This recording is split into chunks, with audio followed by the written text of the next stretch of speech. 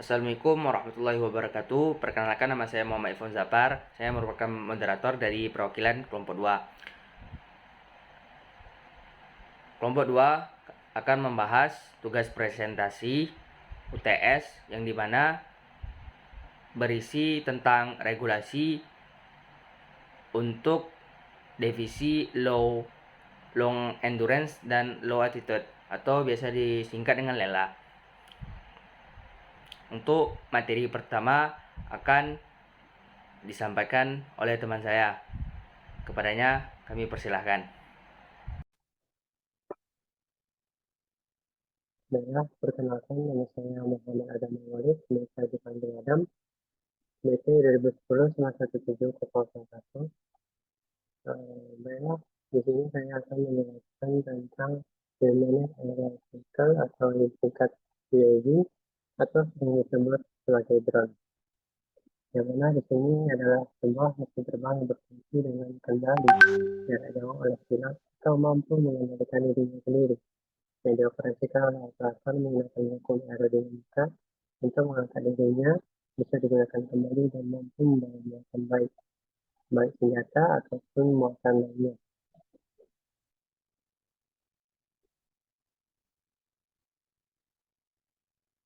Kemudian ada misi divisi LEDA. Yang pertama itu melakukan validasi otak di 3 titik. Jadi di sini kami akan menyediakan tempat validasi, tempat pengembangan dari UAV atau drone itu sendiri, yang mana di sini kami akan membagikan ke 3 titik. Jadi ada titik bisa baik dari barat ataupun dari timur ataupun utara ataupun selatan. Selanjutnya yang kedua itu adalah area terbang pesawat dengan range kurang lebih 30 km. Jadi di sini kami mempersiapkan landasan dari pesawat terbang dari drone tersebut, yang mana kami akan membuat satu landasannya range-nya kurang lebih dari 30 km, dan juga yang kedua itu adalah jarak tempuh total kurang lebih 80 km. Jadi di sini untuk batasan dari drone itu sendiri itu memiliki batasan dari kurang dari 80 km, yang dimana jarak tempuhnya di sini hanya memaksimalkan untuk drone itu sendiri sampai di situ. Mungkin sekian dari saya, kami dikembalikan kepada moderator. Baik, terima kasih kepada pemateri sebelumnya. Untuk pemateri selanjutnya dipersilahkan. Baiklah, bismillahirrahmanirrahim. Assalamualaikum warahmatullahi wabarakatuh. Perkenalkan, nama saya Atwarik Hasan dengan BP 2010 10 11 036. Saya akan menjelaskan mengenai kecakapan wahana dan eh, macam-macam konfigurasi UAV fixed wing. Jadi dari ketentuan wahana yang dapat dilihat di sini, tiga ketentuan wahana ini kita dapatkan solusi kecakapan wahana itu ada 4. Yang pertama itu wahana itu dibuat seringan mungkin, yang kedua itu daya baterainya besar, yang ketiga konsumsi daya yang kecil, dan yang keempat sistem komunikasi jarak jauh. Baik, terima kasih kepada pemateri sebelumnya. Untuk pemateri selanjutnya dipersilahkan. Selanjutnya saya akan membahas konfigurasinya. Yang pertama akan saya bahas adalah fixed wing. Fixed wing adalah jenis UAV yang dirancang dengan sayap tetap yang memberikan kestabilan dalam penerbangan, berbeda dengan rotary wing seperti helikopter yang menggunakan rotor untuk menghasilkan gaya angkat. Fixed wing menggunakan sayap untuk menghasilkan gaya angkat dengan menerapkan prinsip aerodinamika. Beberapa keunggulan dari fixed wing. Yang pertama adalah efisiensi energi. Efisiensi energi pada fixed wing yaitu memanfaatkan desain aerodinamis yang efisien untuk menghasilkan gaya angkat dan mempertahankan penerbangan. Dengan demikian, mereka membutuhkan daya yang lebih sedikit untuk menjaga penerbangan, yang berarti mereka dapat mengoptimalkan penggunaan energi mereka dan memperpanjang durasi misi dengan memanfaatkan daya baterai yang tersedia secara efisien. Jangkauan pada fixed wing lebih jauh. Berkat efisiensi aerodinamis, Fixed wing dapat mencapai jarak yang lebih jauh dalam satu kali penerbangan. Mereka dapat menempuh jarak lebih besar dengan menggunakan jumlah bahan bakar atau baterai yang lebih sedikit, memungkinkan mereka untuk menjelajahi wilayah yang luas tanpa perlu kembali ke pangkalan. Yang ketiga adalah kecepatan jelajah yang tinggi. Desain aerodinamis dan struktur tetap yang khas dari fixed wing memungkinkan mereka untuk mencapai kecepatan jelajah yang lebih tinggi dibandingkan rotary wing. Dengan kecepatan yang lebih tinggi, fixed wing dapat dengan cepat mencapai tujuan mereka dan menyelesaikan misi lebih efisien.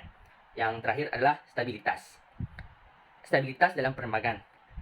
Fixed wing memiliki kestabilan penerbangan yang lebih baik dibandingkan dengan UAV rotary wing karena mereka mengandalkan prinsip aerodinamika untuk menjaga keseimbangan selama penerbangan. Dengan demikian, mereka cenderung lebih sedikit terpengaruh oleh gangguan angin atau kondisi cuaca yang buruk, memastikan kualitas data yang lebih baik dan pengendalian yang lebih tepat selama operasi. Selanjutnya, ada beberapa kekurangan dari fixed wing. Yang pertama, dia memerlukan landasan yang luas.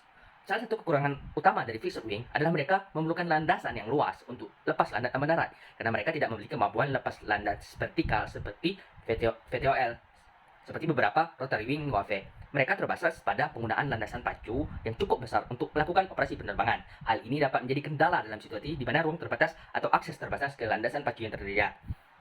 Yang kedua adalah kesulitan dalam manuver. Fixed wing UAV memiliki kekakuan struktural karena sayap mereka yang tetap, yang membuat mereka kurang fleksibel dalam melakukan manuver dibandingkan dengan UAV yang rotary wing, yang memiliki kemampuan untuk mengubah arah yang lebih fleksibel menggunakan rotor mereka. Ini dapat menyulitkan untuk menghadapi situasi di mana manuver cepat atau berubah arah yang tiba-tiba diperlukan, seperti saat menghindari rintangan atau melakukan pengintaian dalam lingkungan yang rumit. Baik, itulah penjelasan dari saya. Untuk materi berikutnya saya serahkan kepada moderator. Baik, terima kasih kepada pemateri sebelumnya. Untuk pemateri selanjutnya dipersilahkan.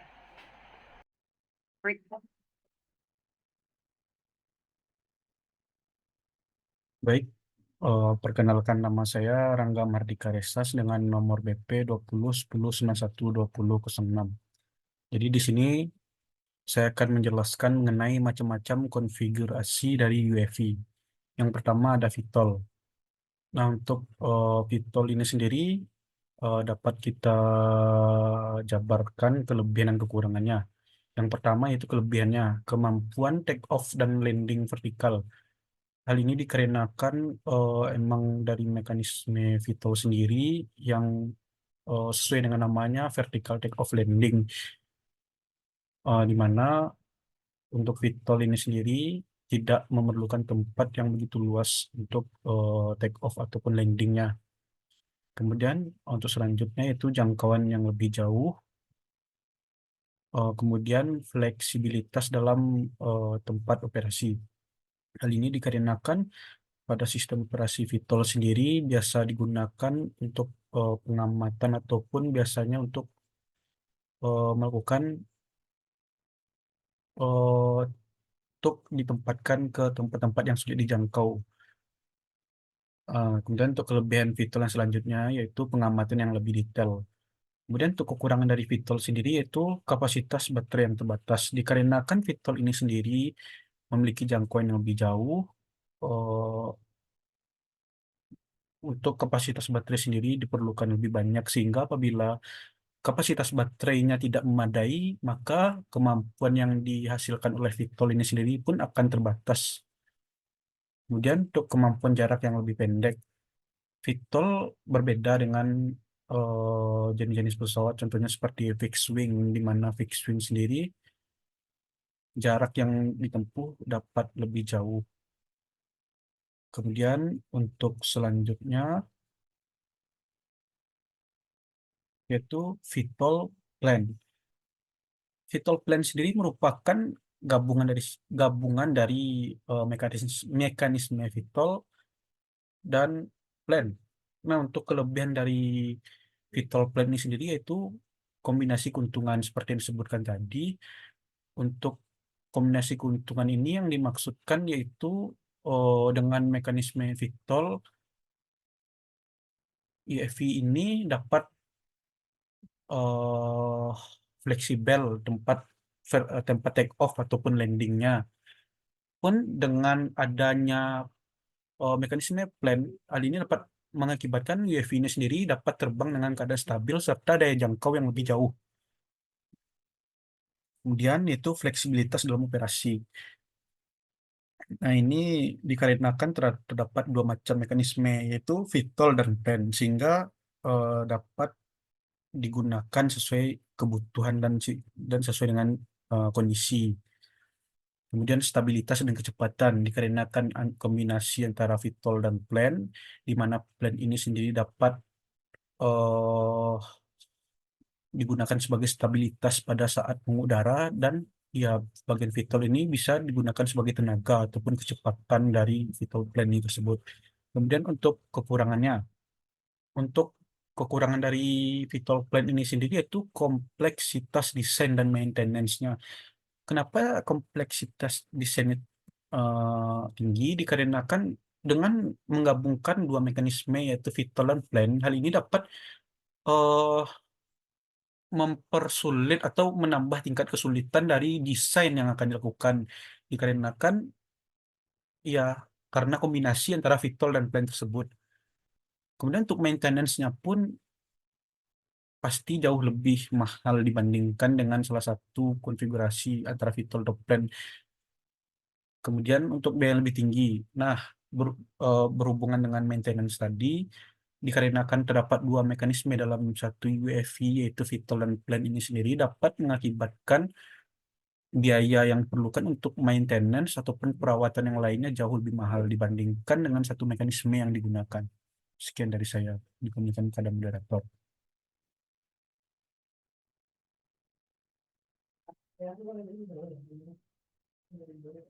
Baik, terima kasih kepada pemateri sebelumnya. Untuk pemateri selanjutnya dipersilahkan. Assalamualaikum warahmatullahi wabarakatuh. Perkenalkan, nama saya Muhammad Jafal dengan NIM 2210912024. Di sini saya akan menjelaskan mengenai sistem propulsi yang akan digunakan. Untuk sistem propulsi sendiri terdiri dari dua jenis sesuai dengan regulasi yang ada, yaitu sistem propulsi elektrik dan sistem propulsi engine. Untuk yang pertama-tama dijelaskan terlebih dahulu mengenai kelebihan dan kekurangan dari masing-masing sistem propulsi yang akan digunakan nantinya. Untuk pertama yaitu sistem propulsi elektrik. Untuk kelebihannya sendiri sebagai berikut. Yang pertama yaitu efisiensi energi. Maksudnya meskipun jarak total 80 km, UAV mungkin hanya perlu terbang 30 km. Dengan 3 titik pendaratan dan pengamatan, sistem propulsi elektrik akan bekerja efisien untuk jarak tersebut. Yang kedua itu ramah lingkungan. Mengingat bahwa misi ini mungkin berlangsung di daerah yang sensitif terhadap lingkungan, seperti yang rawan kebakaran atau konservasi alam, sistem propulsi elektrik akan menjamin tidak adanya emisi gas buang yang akan merusak lingkungan. Yang ketiga yaitu suara rendah. Maksudnya yaitu karena UAV akan melakukan validasi hotspot, memiliki suara yang rendah akan memastikan tidak mengganggu lingkungan sekitar atau mungkin merusak lingkungan yang ada di sekitar. Yang keempat yaitu fleksibilitas penjadwalan. Maksudnya yaitu sistem propulsi elektrik dapat diatur untuk melakukan perhentian di titik yang diperlukan untuk validasi, kemudian kembali ke pangkalan atau titik untuk mengisi ulang atau pemeliharaan sesuai jadwal yang dibutuhkan. Untuk kekurangannya sendiri sebagai berikut. Yang pertama yaitu jarak terbangnya terbatas. Meskipun UAV dapat melakukan perjalanan sekitar 30 km, kapasitas baterai harus cukup untuk menjangkau semua titik pendaratan tanpa melakukan pengisian ulang. Yang kedua yaitu waktu pengisian baterai memakan waktu. Maksudnya yaitu proses pengisian ulang baterai mungkin diperlukan yang dapat memakan waktu dan menghambat kelancaran misi.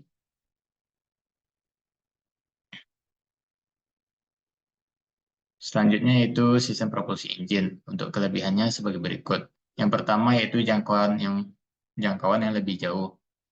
Meskipun UAV dapat melakukan perjalanan sekitar 30 km, kapasitas baterai harus cukup. Mesin pembakaran internal biasanya memiliki jangkauan yang lebih jauh dalam satu pengisian bahan bakar. Dengan total 80 km, UAV bisa saja menyelesaikan misi tanpa perlu pengisian ulang. Yang kedua yaitu kecepatan yang tinggi. Mesin pembakaran internal yang seringkali memiliki kemampuan untuk memberikan tenaga yang lebih besar yang dapat meningkatkan kecepatan dan efisiensi perjalanan di udara. Untuk kekurangan sendiri, yang pertama yaitu emisi gas buang. Di daerah sensitif lingkungan atau di daerah yang memerlukan pengamatan detail, emisi gas buang dari mesin pemotong eksternal dapat menjadi suatu masalah yang serius. Yang kedua itu suara yang lebih tinggi. Mesin pembakaran internal cenderung lebih bising daripada sistem propulsi elektrik. Nah, ini dapat mengganggu lingkungan sekitar. Yang ketiga yaitu ketergantungan pada bahan bakar. Perlu diperhitungkan dengan cermat untuk memastikan bahan bakar mencukupi untuk seluruh misi, tanpa risiko kehabisan di tengah-tengah perjalanan atau misi yang akan dijalani. Sekian untuk pembahasan sistem propulsi. Saya kembalikan ke moderator. Baik, terima kasih kepada pemateri sebelumnya. Untuk pemateri selanjutnya dipersilahkan.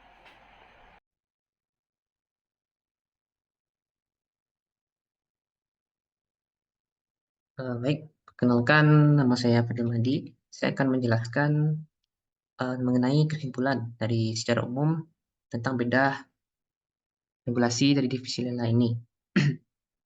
Untuk kesimpulan, yaitu secara umum dengan mempertimbangkan spesifikasi misi, yaitu memvalidasi titik panas pada 3 titik dengan area terbang pesawat sekitar 30 km dengan jarak total hingga 80 km.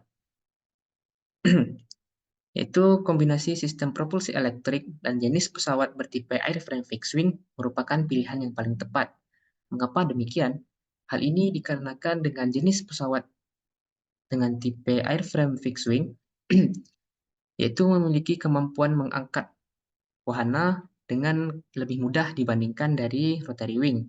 Hal ini berdasarkan dari prinsip Bernoulli, dan juga dengan menggunakan pesawat bertipe fixed wing ini akan lebih menghemat biaya dibandingkan menggunakan pesawat bertipe hybrid, yaitu rotary wing dan fixed wing digabung menjadi satu. Kemudian dengan kombinasi sistem propulsi elektrik ini memiliki kemampuan yang lebih baik dibandingkan dari sistem engine, karena propulsi elektrik ini tidak menghasilkan gas emisi karbon, sehingga dapat kita sebut seperti ramah lingkungan. Dan juga dalam merangkai sistem elektrikal dari wahana menggunakan sistem propulsi elektrik ini akan lebih mudah peletakan komponen-komponennya dibandingkan dengan menggunakan sistem propulsi engine. Sehingga ini akan memastikan efisiensi energi, ramah lingkungan, dan jangkauan yang memadai, fleksibilitas operasional, serta memiliki stabilitas dan kecepatan yang diperlukan, sehingga cocok dan menghasilkan suksesnya misi dari validasi titik panas tersebut.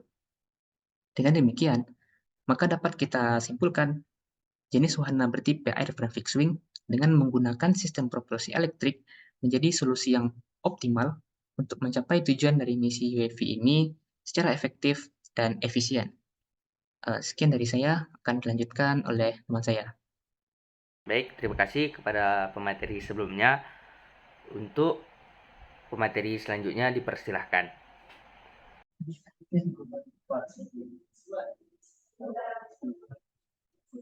Baik, saya Wahyu akan menjelaskan untuk bagian selanjutnya itu airframe. Jadi di sini kita menggunakan pesawat jenis fixed wing dengan tipe airframe album inverted detail. Keunggulan dari airframe di sini yang pertama itu adalah dari stabilitasnya. Stabilitas ini kita dapatkan dari wingspan yang volumenya besar dipakai pada pesawat jenis album ini. Yang kedua adalah penyimpanan tambahan. Kenapa kita memiliki penyimpanan tambahan di sini? Karena elektrikal dan komponen-komponen isi yang kita bawa itu cukup banyak dan juga memiliki berat. Jadi kita memerlukan penyimpanan dengan volume yang lebih besar, sehingga pada FM jenis album ini kita memiliki fuselage yang lumayan besar dan cukup untuk menampung komponen-komponen dari misi yang akan kita bawa nanti. Selanjutnya itu UFV yang cocok untuk manuver yang dinamis. UFV album ini memiliki dan sehingga memiliki kontrol surface tambahan berupa radar dan elevator. Yang keempat adalah control surface menggabungkan elevator dan radar. Jadi pesawat jenis Talbom dengan Inverted Vehicle ini menggabungkan elevator dan radar sehingga gerak pesawat itu lebih dinamis.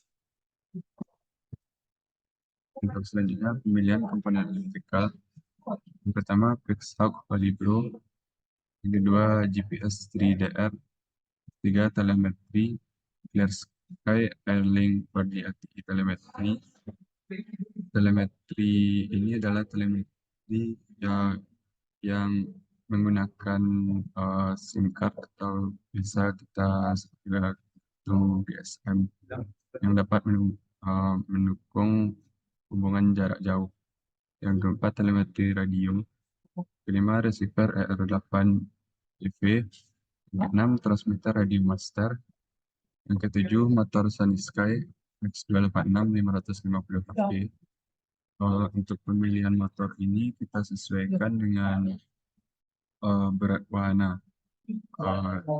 Motor perkirakan berat wahana kita itu mungkin mencapai 5,5 kg.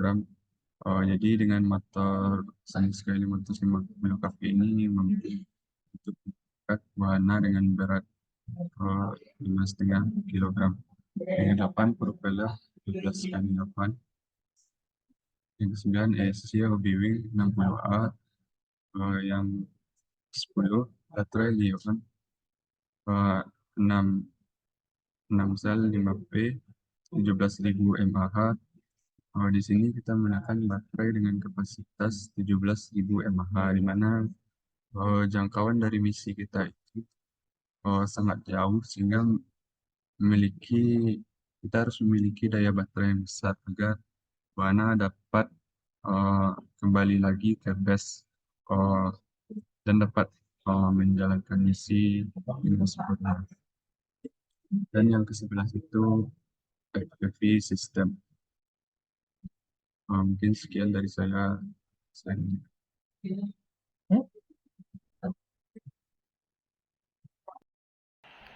Baik, itulah presentasi dari kelompok 2.